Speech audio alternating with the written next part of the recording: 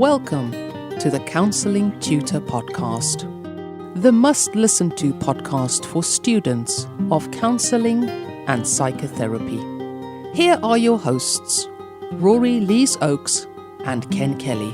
Hello, my name is Rory, and with me across the studio window, as always, is Ken. How's life opposite the studio window, Ken? It's really good, Rory, and kind of those that have been following the podcast for some time are going to know that we're in different parts of the country, actually. So this is social distancing at its best, with many miles or kilometers in between us. Thank you for tuning in. You've joined us on episode 161 of the Counselling Tutor Podcast. We're following our usual format. We've got 3 sections for you. We're going to start off with our student check-in, and there we're going to be speaking about managing study anxiety. We're then going to the Digital Counselling Revolution, where we're going to be speaking about an interesting topic, synchronous and asynchronous communication. And even if you don't engage in online counselling, this is going to be a really interesting one for you. And then we're going to delve into the pool of practice matters to close off this episode, where we're going to be looking at, is assessment misunderstood? And we're going to be referring to a recent lecture done in our CPD library by John Mellor Clark. But let's kick off. It is that time, Rory. Courses have started up. Students are back. There's a lot of difference, I guess, with the social distancing and how the courses are being delivered. But there's a level of anxiety, and we're feeling that. We're seeing that in the Facebook page. And I don't think this is caused because of the social distancing. This is kind of something we might expect from students going into study. I remember feeling it myself going into study, a level of dis-ease and anxiety about going into study again. Absolutely, Ken. And you know, let's be clear on this. Our whole society's changed. You know, students who are going into study in 2019 would have wandered into college in September of 2019. They would have taken their seats. Life would have been kind of buzzing along. Everybody has their difficulties and their challenges. But for the students of 2020, it is completely different. Our society has shifted dramatically. And there's a lot of anxiety around returning to classes, especially about what the format will look like. Things, as you say, such as social distancing, how people will manage things like placements for those who are going to be doing a practice-based course at level 4 and above. There's just so much out there.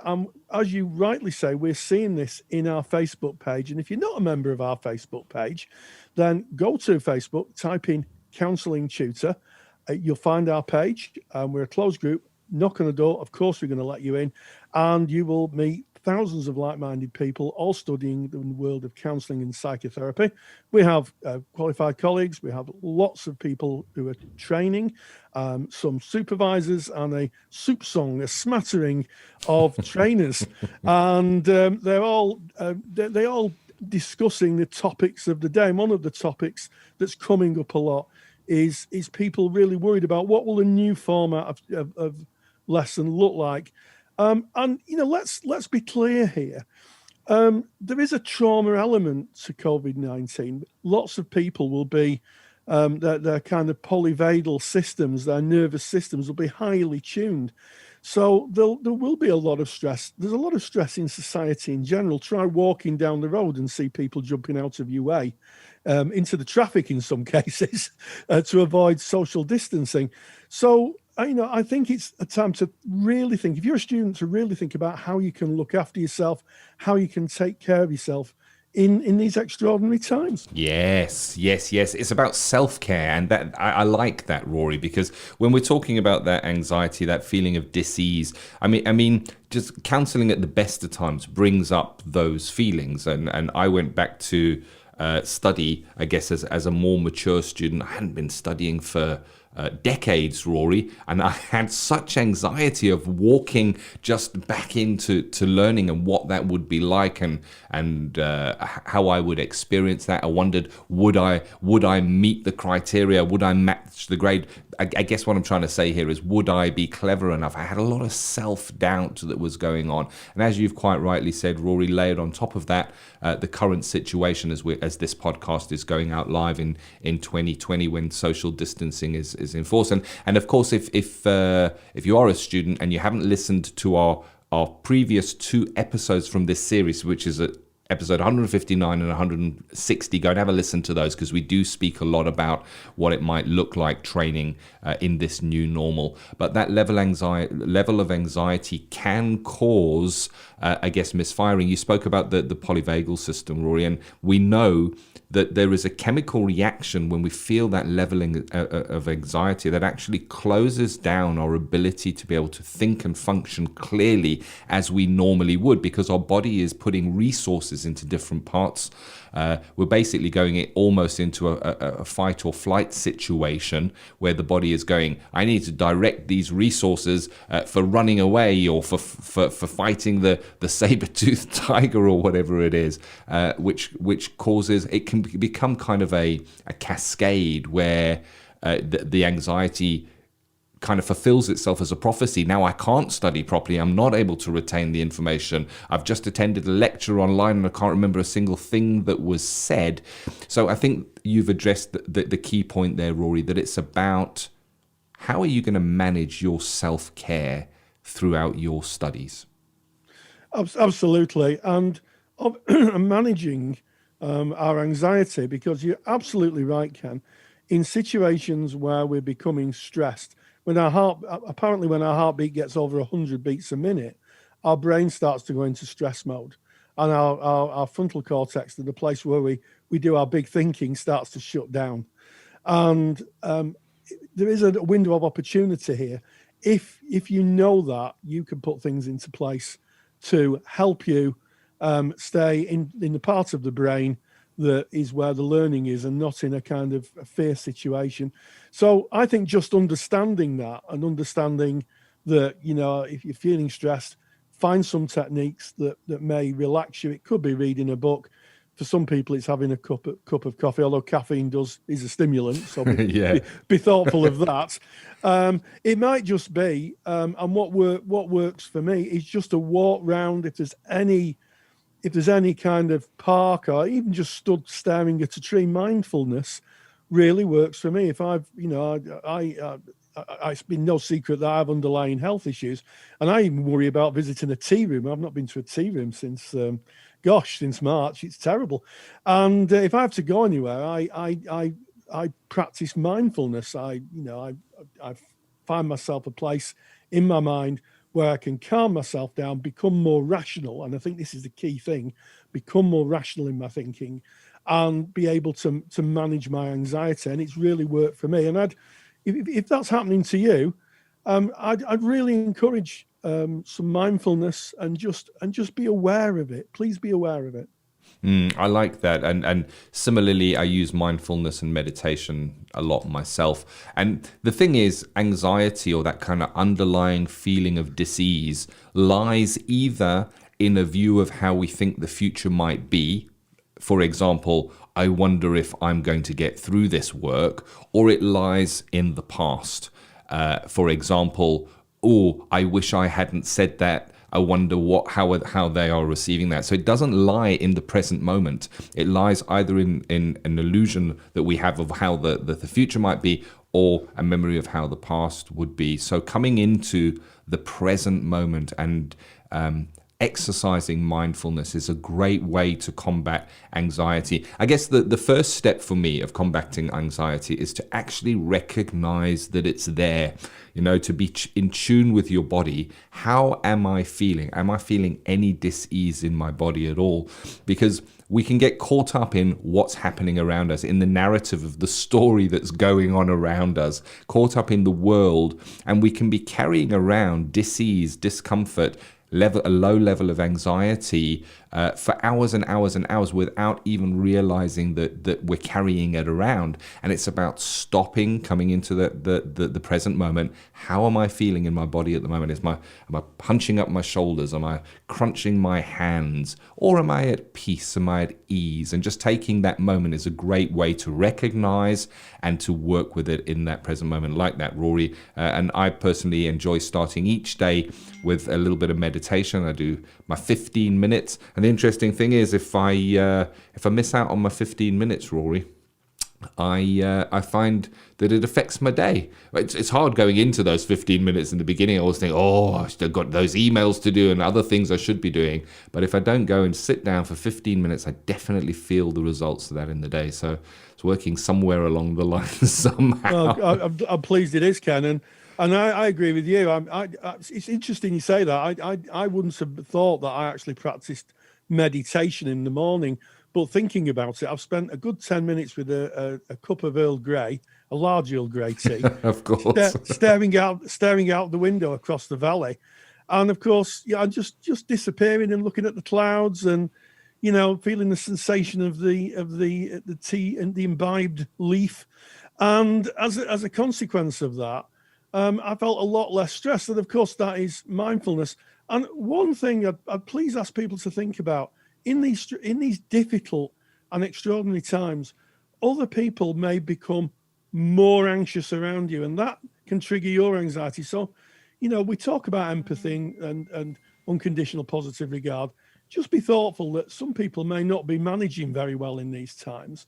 And, I've noticed it in my interactions. I've had to be thoughtful to think, I wonder what's going on in that person's life.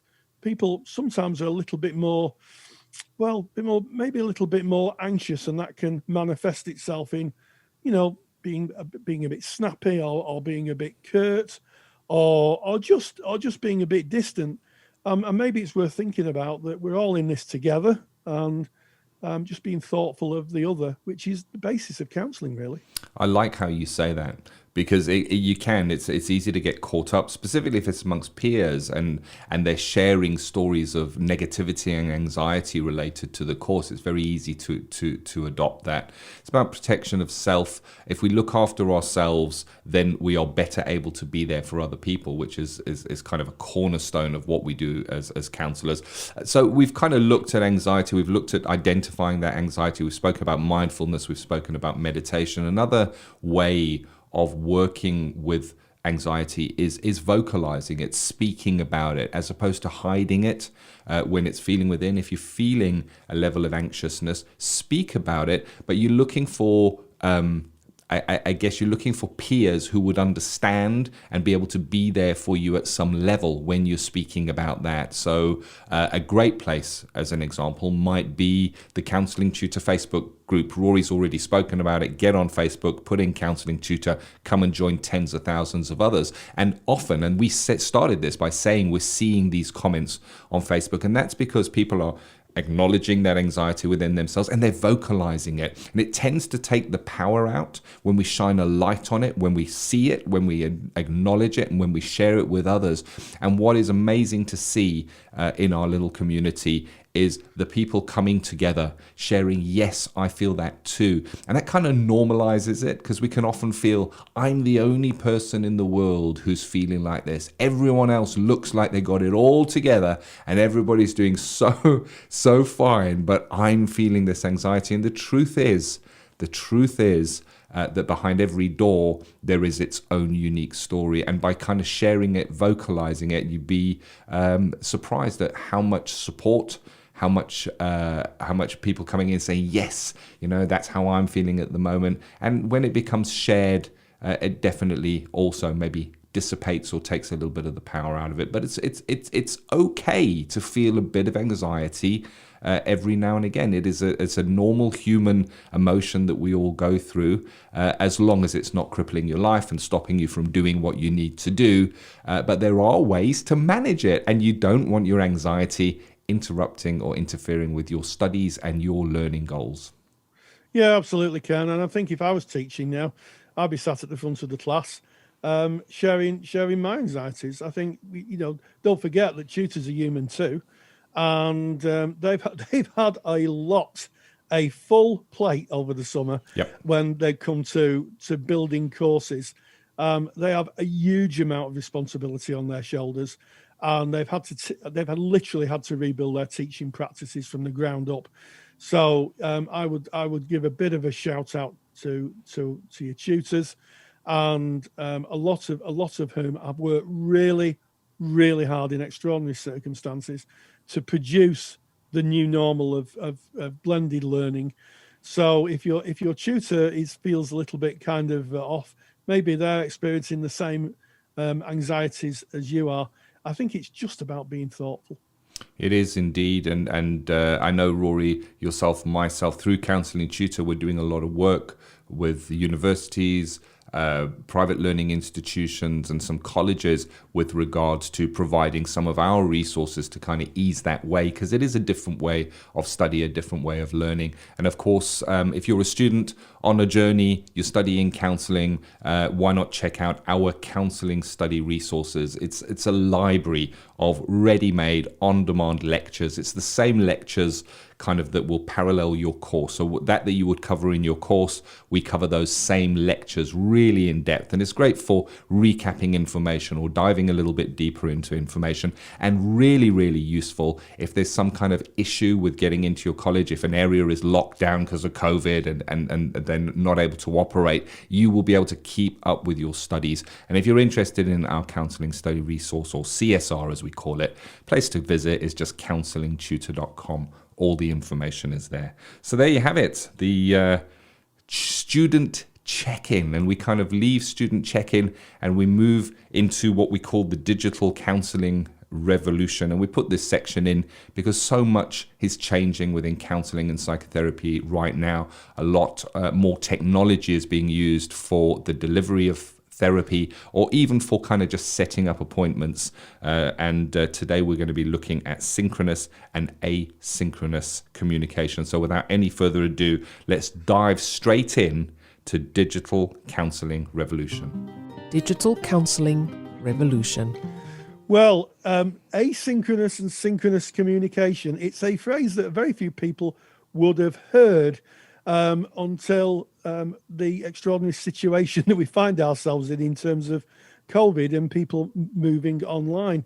And basically, asynchronous and synchronous communication is real-time and delayed time communication. So here is a great example. You'll hear me and Ken talking. We are talking in synchronous communication. We are talking in real time. When this episode's been recorded, we were in the same space together talking. But interestingly enough, when you listen to this, you'll be listening to it at a later date. So you'll be listening asynchronously. So it gives us an indication of how communication can be confusing. So a really good example of this actually comes from Freud and Jung. They collaborated together to develop psychoanalysis. The story is fairly well known. What isn't so well known is that they started correspondence in 1906 that went on until 1913. And their letters became more and more bitter and acrimonious as they went on. Dear. And the reason for that was that some commentators have kind of postulated that they were writing to each other. And when you read the written word, you then have to kind of analyze it and take in or build in the emotion that's behind the wording. And sometimes that isn't the emotion or the meaning that's meant. And as a consequence of that, they fell out. They ended in 1913, their relationship. It was a very bitter exchange. And we have to be very, very thoughtful, because that teaches us a valuable lesson in how we may communicate with clients, either in email or for those clients who decide to have text-based therapy. Text-based therapy is still used. It finds its roots in the 1980s from Cornell University, who had a forum called Dear Uncle Ezra, which was launched in 1986, where students could type in what was going on for them privately, and somebody would come back for them. Uncle Ezra was a faculty member of staff, apparently, who had training in mental health. And it became, certainly when I was just qualifying in 2004, quite a new mode of therapy, text-based therapy, where people could text each other in those early phones, those early Nokia phones, where you had to press the buttons, you could barely see the screen, and you could text back and forward. And one of the things we have to think about, if we choose that mode of therapy, if we decide to work online with clients and we decide to go for what we call asynchronous communication, they write to us and we write back, is that sometimes what we write can be misinterpreted.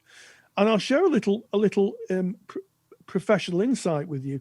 One of my supervisees asked me to do phone supervision with her, and I said, that's fine.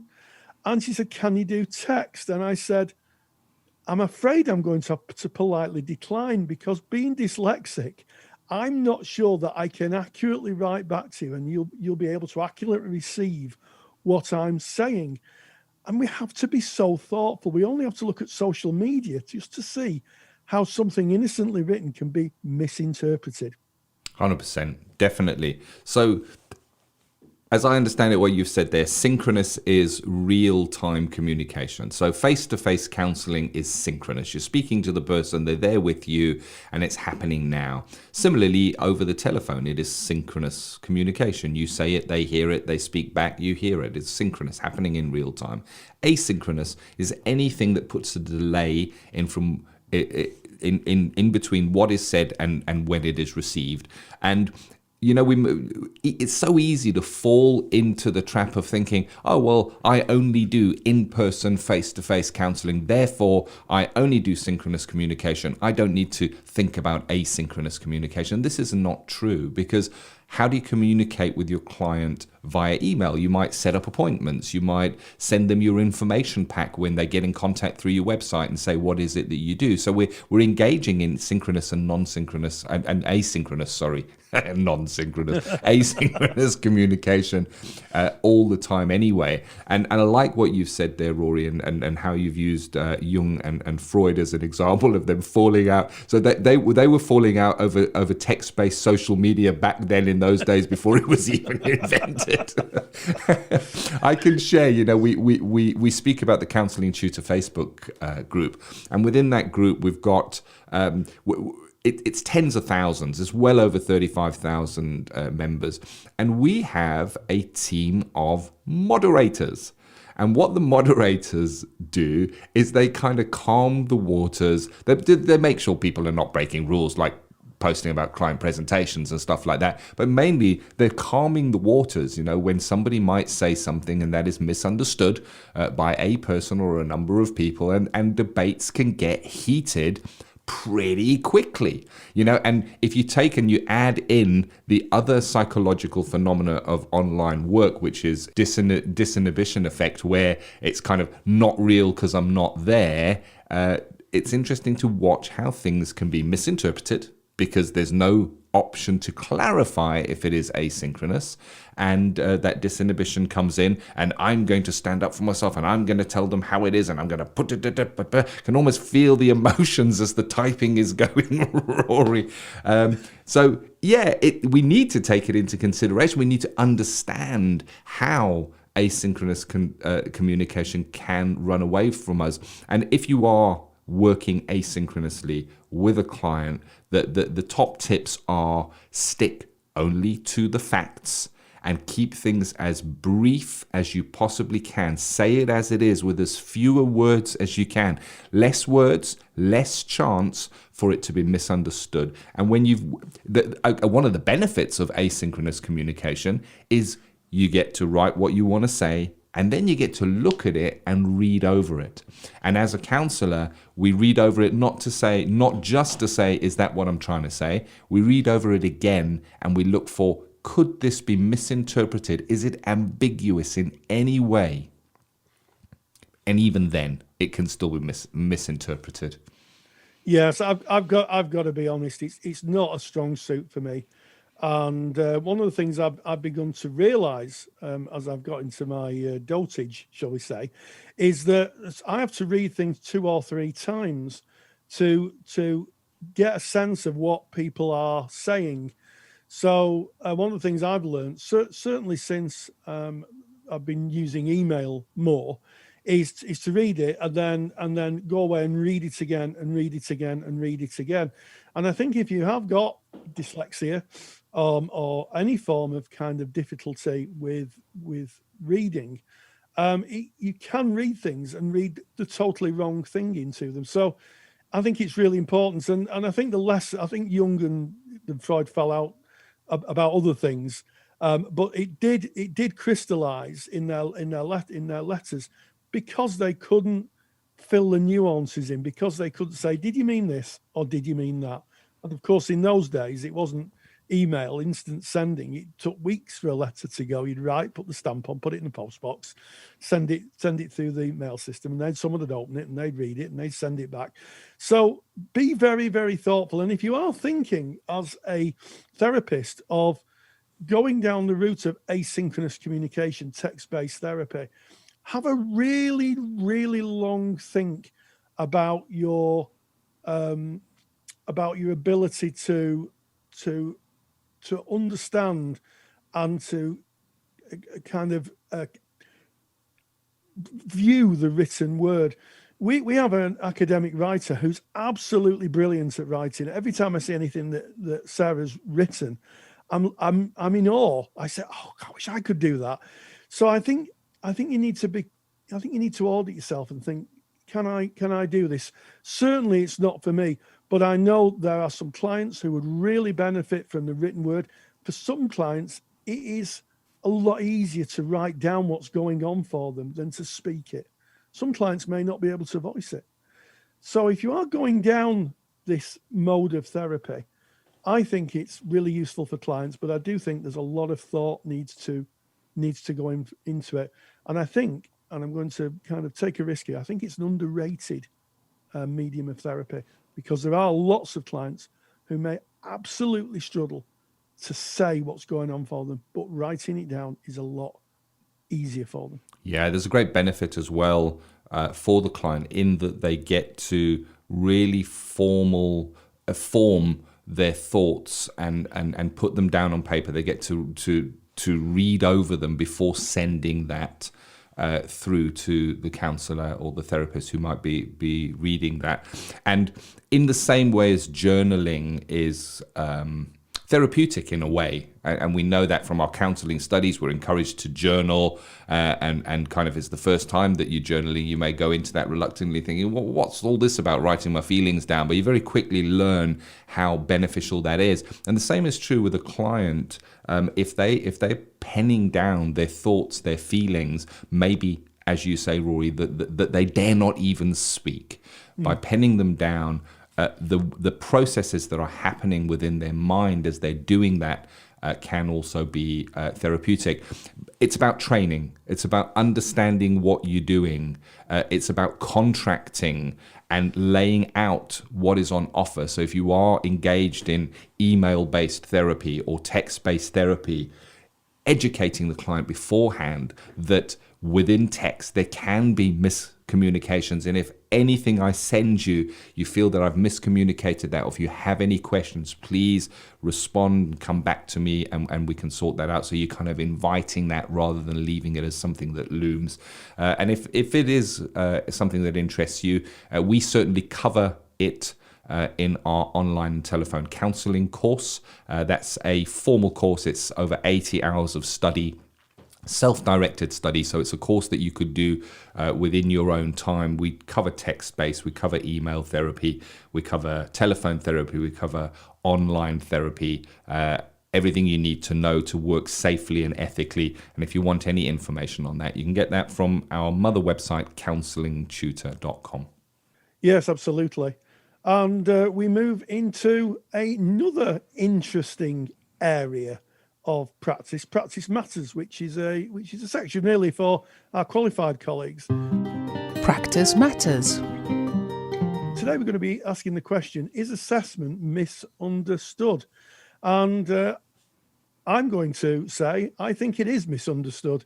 I recently had some therapy, and the first thing my brilliant therapist did was give me an assessment, a number of questions which I asked, and she said to me, she said she was able to look at that and make a view of where I was emotionally, and it started off the therapy. It started off the process of actually saying, well, this seems to be where you are, Rory.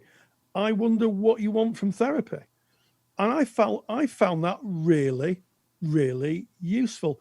And here's the thing, in a lot of training, assessment isn't taught. It's not taught at level 4. Certainly none of the courses that I ever taught assessment. It's something that tends to be in level 5 courses. Our friends at CPCAB do a level 5 course where assessment is part of it. But assessment is becoming an important part of therapy. And it's becoming an important part because we're learning more and more about how assessment's constructed. And we recently spoke to John Miller-Clark, who is one of the authors of Core Assessment, and he did a lecture for us in the Counsellor CPD library talking about assessment. And one of the things that struck me, Ken, was that how sophisticated assessment is. And here's the thing, some clients don't want to recant their story again.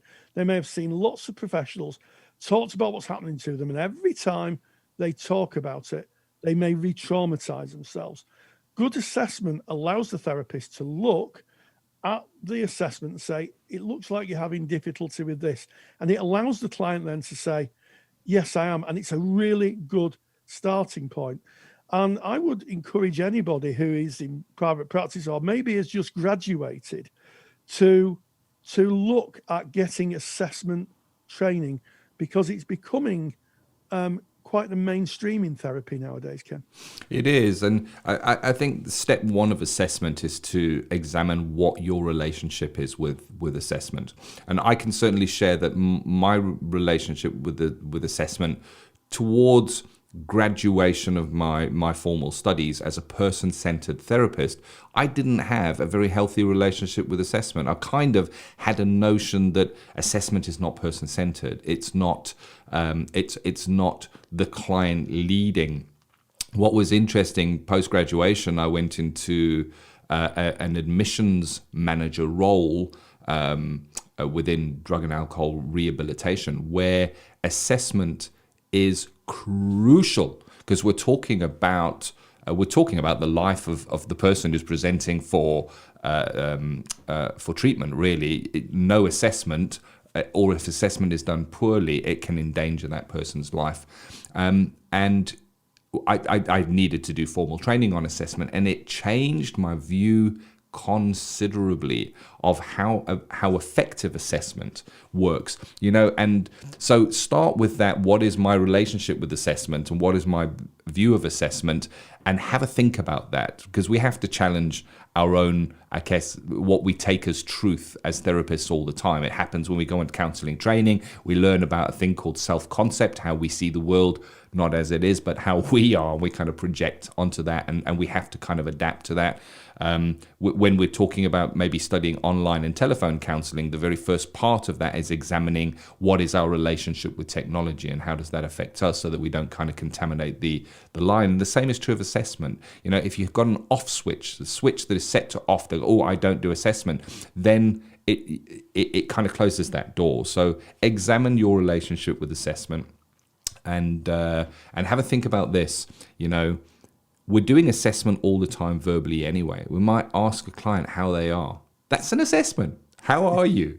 That you're doing an informal assessment there anyway. And the assessment tools, as you quite rightly said, Rory, GAD, CORE, they have become so sophisticated in what information can be gathered in those assessments to help and work in service of the clients, to have an understanding, to have a picture of where that client is, to have a picture of how they've journeyed through their treatment, where they were at the beginning, where they are at the end. it really is a very useful tool. A tool not just to do at the beginning of the session and put it away and say, okay, let's get on with a proper session now. That the actual assessment can form the basis of the beginning of the therapy session, in the same way as a small object. There's an exercise where you have a basket full of all different objects, and you ask a client, pick something out that you feel resonates with you and tell me why it resonates with you. And you can do some amazing work with little miniatures like that. And the same is possible with assessment if it is used correctly. Absolutely, Ken. And do you want to know a little secret, Ken? I do. Okay. You know that Carl Rogers had a PhD, don't you? Yep. Yeah. And he got it from Columbia University. Do you know what his PhD was in? Counselling? No. Yeah. It was his PhD was in the ink blot test, the Rorschach ink blot test. And it's that classic test where somebody is shown a piece of paper with an ink blot on it, and they're asked to say what they see. That is a form of assessment. And assessment has been around since the 1930s. In fact, Henry A. Murray and Christine D. Morgan at Harvard University talked about the thematic apparition test, sometimes known as the TAT test. Rogers himself studied assessment. Now, I'm not saying that in his later practice, it's person-centered therapy, he used it formally, but I bet that once you've learned something, you can't unlearn it. And I'm sure that Rogers would have had that information in his head. Certainly when you think of working with Gloria in the Shorstenbaum film, 3 Approaches to Psychotherapy, I cannot believe that Gloria didn't have some form of very basic test assessment. So I think it's always been around. I think it's just becoming a little bit maybe in the folklore of person-centered therapy that we don't do assessments, and I think that's linked to the psychoanalytical aspect of things like the Rorschach ink blot test and the thematic apparition test, that they were tests of the subconscious. The modern tests, things like CORE or GAD, they are of people's here and now emotions, and that is the thing that we need to keep in mind. Yeah, definitely. If this is something that interests you and you want to kind of look into it a little deeper, then John Mellor Clark is certainly a man who speaks about this with passion and a twinkle in his eye. He absolutely has delved so deeply into understanding assessment. And as you quite rightly said, Rory, one of the original authors of CORE. And you can catch John Mellor Clark's lecture from our CPD library. And there's more about that by just visiting counsellingtutor.com. It's basically a library of on-demand lectures on varying topics of what we come across and work with as counsellors and psychotherapists. Yes, and what a interesting episode today, Ken. We started with student check-in, managing study anxiety. We then looked at synchronous and asynchronous communication, and we finished with is assessment misunderstood, and talked about the different forms of assessment through the history of psychotherapy. And of course, there's our great handout, synchronous and asynchronous communication. If you go to counsellingtutor.com, click the podcast tab, look for episode 161.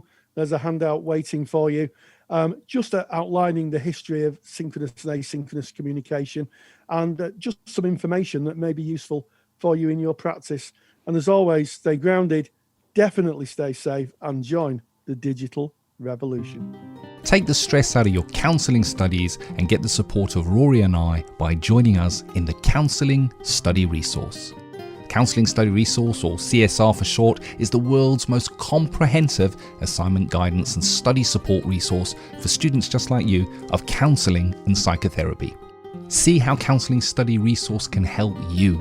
Visit counsellingtutor.com. That's counsellingtutor.com. Thank you for listening to the Counselling Tutor Podcast. Find the show notes for this episode on our website at www.counsellingtutor.com.